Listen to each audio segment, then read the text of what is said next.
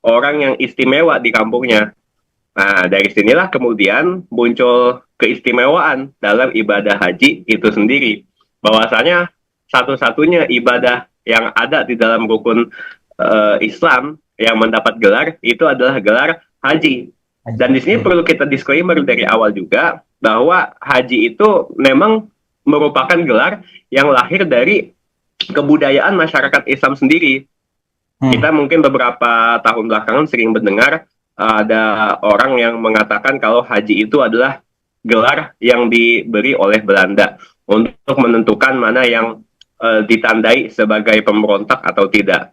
Nah, sebenarnya ini perlu diklarifikasi bahwa haji itu adalah gelar yang sudah sangat tua dan sudah ada sejauh sebelum Belanda datang. Bukan hanya di Indonesia, tapi di seluruh dunia. Kenapa bisa begitu? Kenapa haji itu mendapat keistimewaan berupa gelar? Karena tadi betapa berat untuk melakukan perjalanan haji. Manistato aminkum sabila, ya kan?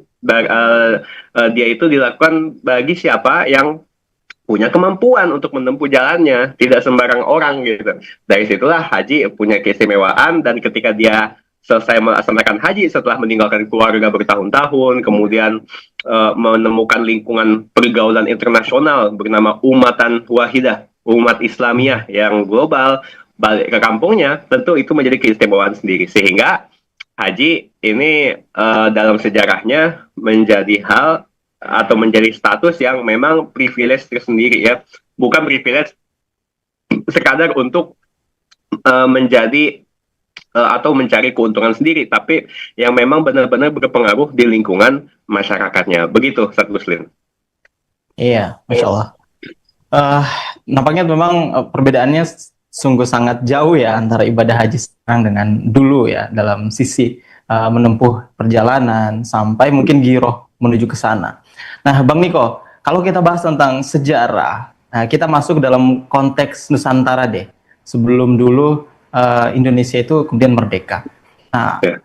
banyak pergerakan atau tokoh pergerakan dan ulama besar yang mungkin dulu kita kenal banyak melaksanakan dari mereka itu melaksanakan ibadah haji.